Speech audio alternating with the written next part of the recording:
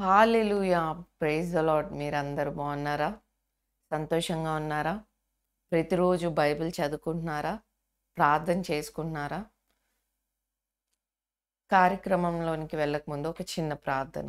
ప్రేమగల తండ్రి, పరిశుద్ధమైన దేవ, నన్ను నీ సిలువ చాటున మరుపరిచి నీ మాట నా నోట ఉంచమని, శక్తి చేత బలం చేత కాదు కానీ నీ ఆత్మ ద్వారా నడిపించమని, ఇక్కడ నీ సన్నిధి మెండుగా దయచేయమని ప్రభువైన యేసుక్రీస్తు నామములో అడిగి వేడుకుంటున్నాను తండ్రి. ఆమెన్. మీ అందరికీ వందనాలండి. ఈరోజు దేవుడు నా హృదయంలో పెట్టింది మీతో పంచుకోవాలనుకుంటున్నాను. లూకా సువార్త 12వ అధ్యాయం 22 నుండి కొన్ని వచనాలు నేను చదువుతాను. మీ దగ్గర బైబిల్స్ ఉన్నట్లయితే మీరు కూడా నాతో పాటు ఏకీభవించండి. అంతటా ఆయన తన శిష్యులతో ఇట్లనెను, ఈ హేతువు చేత మీరు ఏమి తిందుమో అని మీ ప్రాణమును గూర్చి అయినను, ఏమి ధరించుకొందుమో అని మీ దేహము గూర్చి అయినను చింతింపకుడి. ఆహారం కంటే ప్రాణమును, వస్త్రం కంటే దేహమును గొప్పవి కావా? కాకుల సంగతి విచారించి చూడుడి. అవి విత్తవు, కోయవు, వాటి గరిసె లేదు, కొట్టు లేదు, అయినను దేవుడు వాటిని పోషించుచున్నాడు. మీరు పక్షుల కంటే ఎంతో శ్రేష్ఠులు. మరియు మీలో ఎవడును చింతించుట వలన తన ఎత్తును మూరడెక్కువ చేసుకొనగలడు.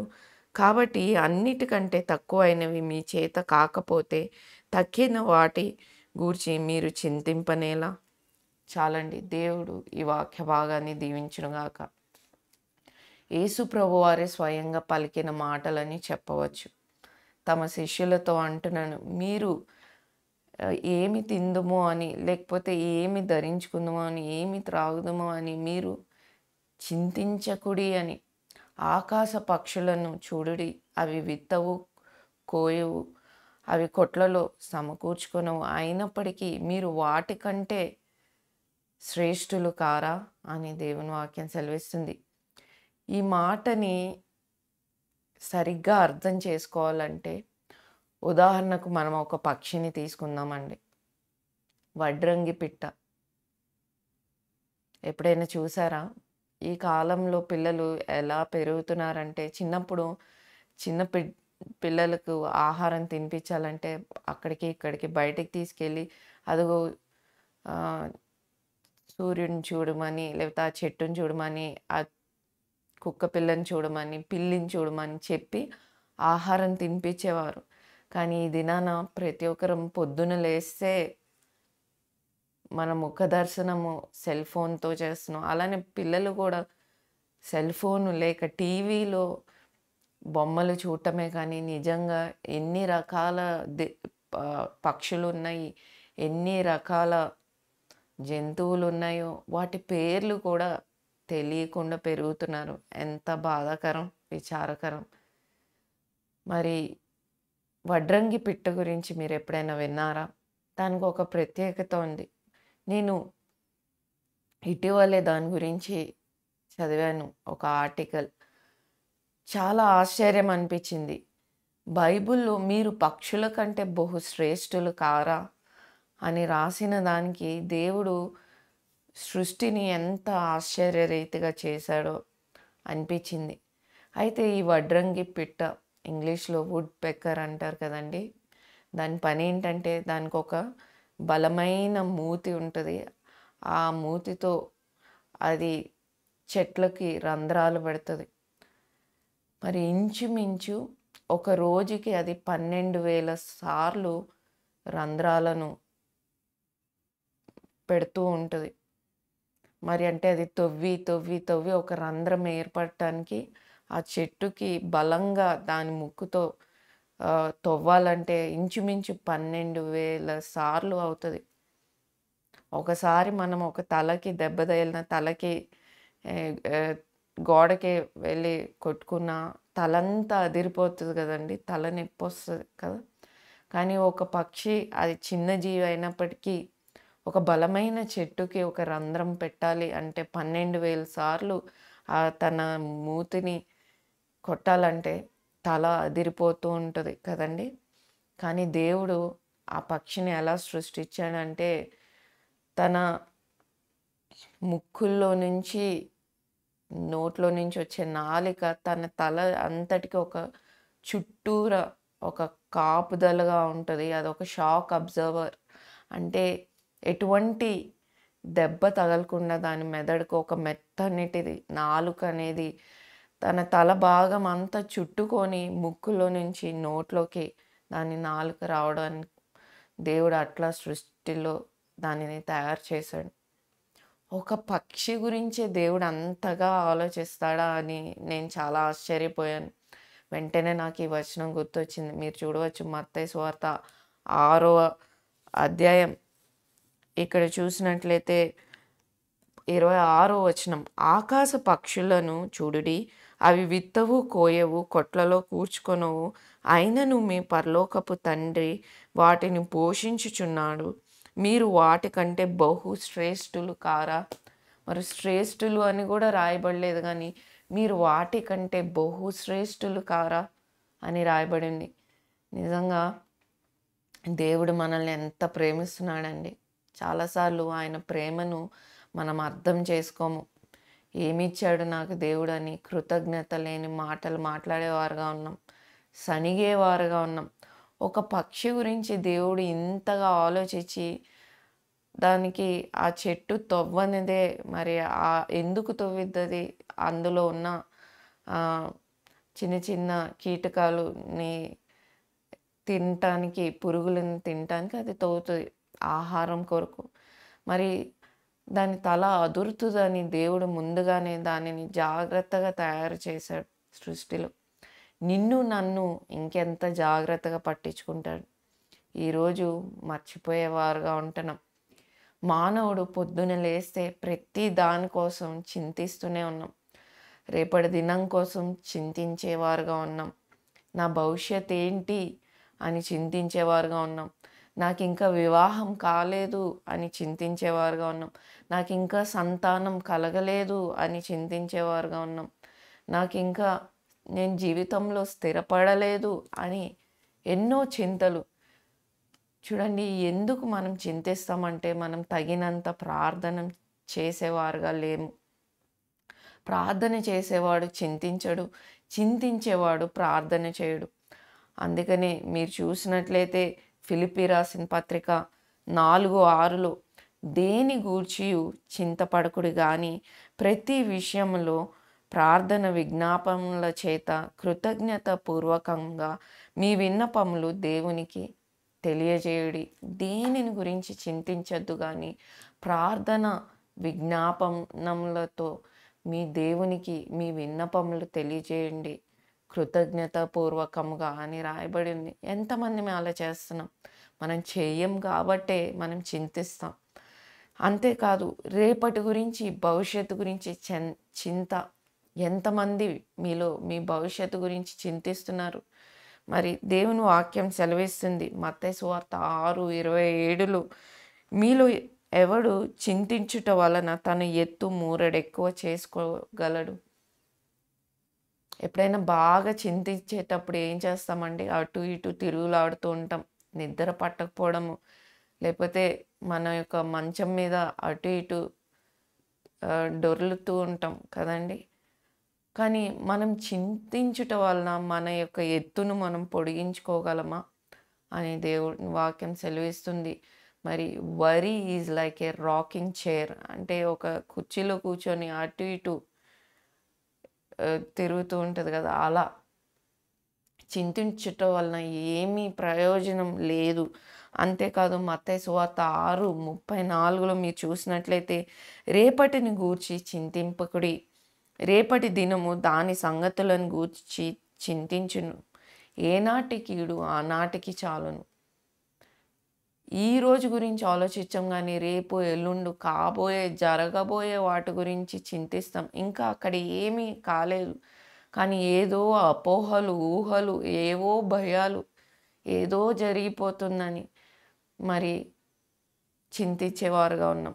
ఏనాటి కీడు ఆనాటికి చాలు అని రాయబడి ఉంది. అంతేకాదు కీర్తనలు 55:22లో, నీ భారము యెహోవా మీద మోపుము, ఆయనే నిన్ను ఆదుకొనును, నీతిమంతులను ఆయన ఎన్నడూ కదలనీయడు. నువ్వు నిజంగా యథార్థంగా జీవించే వ్యక్తివైతే నువ్వు చింతించక్కర్లేదు. నువ్వు ప్రతి ఒక్క విజ్ఞాపన దేవుని సన్నిధిలో తెలియజేసేవాడివైతే నువ్వు చింతించక్కర్లేదు. నీ ప్రవర్తన అంతట్లో నువ్వు యథార్థంగా నడుచుకుని వాడివైతే చింతించక్కర్లేదు. ప్రతిదీ నీ పరమ తండ్రికి నువ్వు మొరపెట్టడమే. చాలామంది అలా చేయము, యథార్థంగా నడుచుకోము, దేవునికి ఇష్టమైన రీతిగా మన జీవితాలు ఉండవు. మళ్ళీ దేవుని దగ్గర అది రాలేదు, ఇది రాలేదని ఫిర్యాదులు చేసేవారుగా ఉన్నాం. ఈ దినాన ఈరోజు నీవు అలా ఉన్నట్లయితే దేవుని దగ్గర పశ్చాత్తాపం పొందు. మరి యోబు రాసిన పత్రిక 38:41 చూసినట్లయితే, తిండి లేక తిరుగులాడుచు కాకి పిల్లలు దేవునికి మొరపెట్టినప్పుడు కాకికి ఆహారం సిద్ధపరచువాడెవడు? మనం పాత నిబంధనలో చూసినట్లయితే ఏలియా ప్రవక్త కేరీతు వాగు దగ్గర ఉన్నప్పుడు ఒక కాకిని పంపించి ఆ కరువు సమయంలో దేవుడు మాంసంని పంపిస్తాడు ఏలియాకి తినమని. కానీ కాకి నువ్వు ఇది నా ప్రవక్త అయిన ఏలియాకి ఆహారం, నువ్వు దీన్ని తినకూడదు, ముట్టుకోవద్దని హెచ్చరించినప్పుడు అది తినదు. మీ అందరికీ తెలుసు. ఎప్పుడైనా మీరు కాకుల్ని చూసారా? ఎంత ఆతురత కలిగి తింటాయో. అటువంటి కాకి దేవుడు ఒక మాట సెలవిచ్చినప్పుడు అవి తినకుండా జాగ్రత్తగా ఆ మాంసం ఆహారాన్ని తీసుకొచ్చి ఏలియాకి ఇచ్చింది. మరి యోబు గ్రంథంలో రాయబడి ఉంది, మరి కాకులు తిండి లేక తిరుగులాడుచున్న కాకి పిల్ల దేవునికి మొరపెట్టినప్పుడు వాటికి ఆహారం ఎవరిస్తారు అని. అంతేకాదు, మీరు చూసినట్లయితే కీర్తనలు 147:9 పశువులకును అరుచుచుండు పిల్ల కాకులకును ఆయన ఆహారం ఇచ్చువాడు. మరి ఎవరు పక్షులవని ఎటువంటి జీవులైనా దేవుణ్ణి అడిగినప్పుడు దేవుడు ఆహారం ఇచ్చేవాడుగా ఉన్నాడు. మరి పక్షులకే ఆహారం ఇస్తే మనల్ని ఏమన్నాడండి? మీరు నాకు బహు శ్రేష్ఠులు అని. మరి ఈ దినాన పొద్దున్న లేస్తే ఏమి తినాలి, ఏమి ధరించుకోవాలి అని ఎంతో చింతించేవారుగా ఉన్నాం. అది లేదు, ఇది లేదు, నాకు ఉండటానికి నివాసం లేదు, లేకపోతే నాకు ఉండడానికి ఒక పెద్ద ఇల్లు లేదు, పెద్ద వాహనం లేదని ఐహికమైన విచారాలతో నిండిన వారుగా ఉన్నాం. ఎందుకంటే మన పరమ తండ్రిని మనము విశ్వసించేవారుగా లేము. మరి అంతేకాదు, రోమీలకు రాసిన పత్రిక 8:32 తన సొంత కుమారుని అనుగ్రహించుటకు వెనుతీయక మన అందరి కొరకు ఆయనను అప్పగించిన వాడు ఆయనతో పాటు సమస్తమును మనకెందుకు అనుగ్రహింపడు? మరి తన సొంత ప్రాణాన్నే, తన రక్తాన్నే మన కొరకు దారపోసాడు ప్రభు ఆ శిలువలో. మనం అడిగి చవకబారనివి ఆయన ఎందుకు అనుగ్రహింపడు? తన ప్రాణాన్ని మనకి ఇచ్చాడండి. అది ఎంత విలువైంది చూడండి. ఈ దినాన ఒక తల్లి కానీ ఒక తండ్రి కానీ తమ బిడ్డలకు నువ్వు నా ప్రాణం రా అని అంటాం. కానీ నిజంగా ఎవరైనా మన కొరకు తమ గుండెని కోసి ఇస్తారా? లేకపోతే వారి ప్రాణాన్ని ఇస్తారా? కానీ మన ప్రభు ఆ శిలువలో మన కొరకు చేసి చూపించాడు. నా సమస్తం, నా ప్రాణము, నేను సమస్తం మీ కొరకు అర్పించాను. మీరు అడిగే చవకబారుని దేవుడు మనకి అనుగ్రహించాడా? ఎందుకు మనము విశ్వసించము? మరి చింతించుట వలన మనకి ఏమి లాభము? మరి మన ఎత్తుని మూరడెక్కువ కూడా మనం చేసుకోలేము. అంతేకాదు, చింతించుట వలన మనము ఒత్తిడికి గురవుతాం. ఒత్తిడి వలన నిరుత్సాహం వస్తుంది. నిరుత్సాహం వలన మరి కృంగుదల వస్తుంది. ఈరోజు సగటున ఏ బాధలు లేనివారు, లేకపోతే ఎంత ధనవంతులైనప్పటికీ, ఎన్ని అనుభవించడానికి అన్నీ ఉన్నప్పటికీ వారిని ఒక జబ్బు వెంటాడుతుంది. అదేంటంటే కృంగుదల. సగటున చాలా శాతం వరకు ప్రపంచంలో, లేకపోతే మన భారతదేశంలో ఎందరో కృంగిన స్థితి, వారు ఎక్కువ చింతించుట వలన కృంగుదలకు చోటేస్తున్నారు. కాబట్టి ఈ దినాన దేవుని అందు నమ్మిక ఉంచుదాం. దేవునికి మొరపెడదాం. దేవుని వైపు చూద్దాం. హెబ్రీ పత్రిక 13:6లో చూసినట్లయితే, కాబట్టి ప్రభువు నాకు సహాయుడు, నేను భయపడను, నరమాత్రుడు నాకేమి చేయగలడు. ఎన్నో భయాలు మనల్ని వెంటాడుతూ ఉంటాయి. అయ్యో, నాకు ఉద్యోగం పోతే ఎలాగా, రేపు అనేకమైన బిల్స్ కట్టాలి, ఈ డబ్బులు సరిపోతాయో లేవో, ఈ అప్పుల నుండి నేను బయట పడగలనా అని అనేకమైన చింతలు, అనేకమైన భయాలు మనల్ని వెంటాడుతూనే పీడిస్తూనే ఉంటాయి. ప్రభువే నాకు సహాయుడు, నరమాత్రుడు నన్ను ఏమి చేయగలడు. అంతేకాదు హెబ్రీ పత్రిక 13:5లో చూసినట్లయితే, మిమ్మల్ని నేను విడవను, ఎడబాయను అని రాయబడి ఉంది.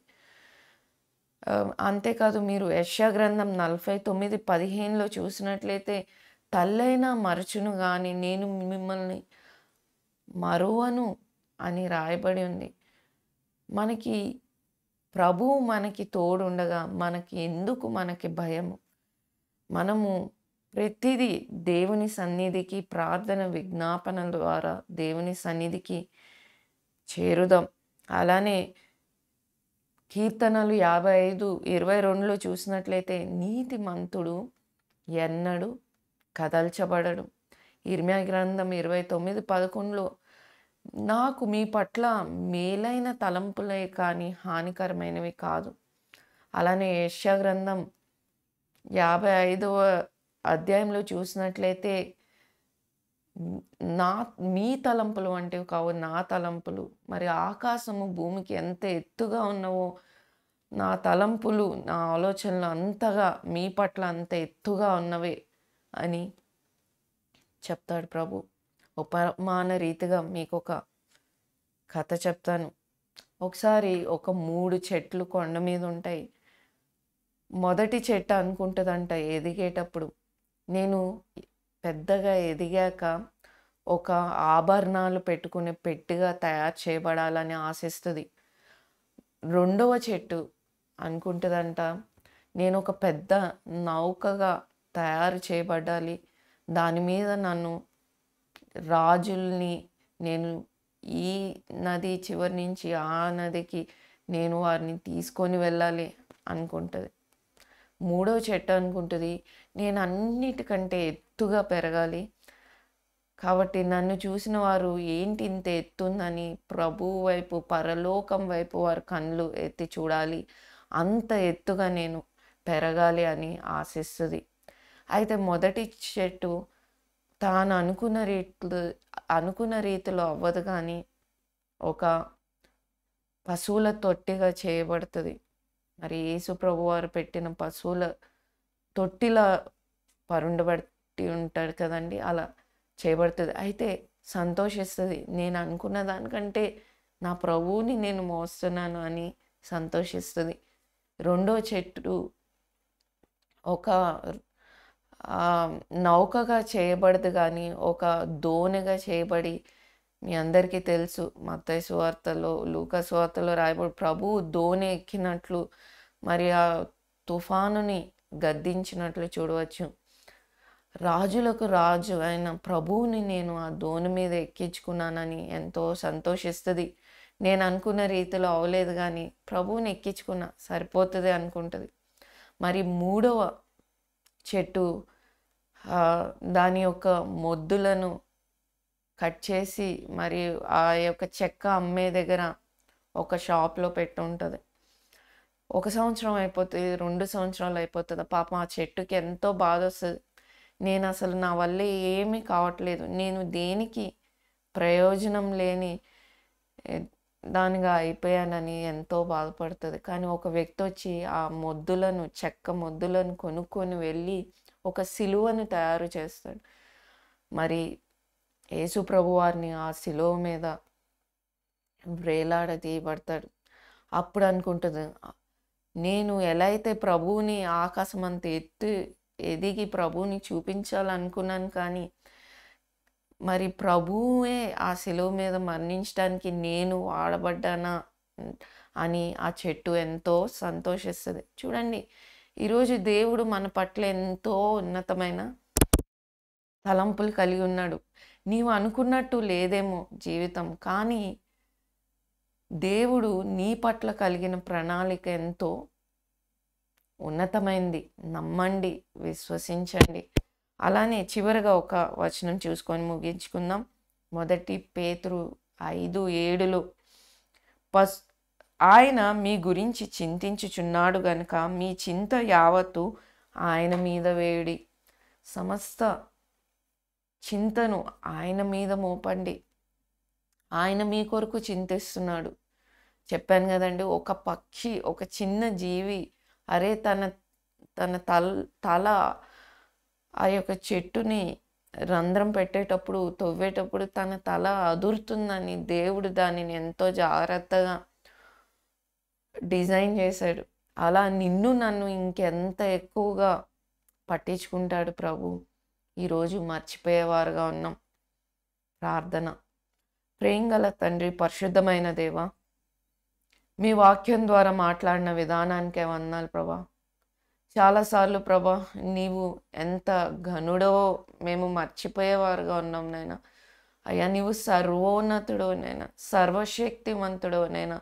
అయ్యా మేము ఉట్టి ధూళి వంటి వారం నైనా. అయినప్పటికీ నైనా అయ్యా ఇటువంటి మట్టిని తీసుకొని నైనా నీ పోలిక నీ రూపంలో తయారు చేసి అయ్యా మా నాసికా రంధ్రాల్లో ప్రభా నీ యొక్క జీవాన్ని ఊది ఉన్నావు నైనా తండ్రి.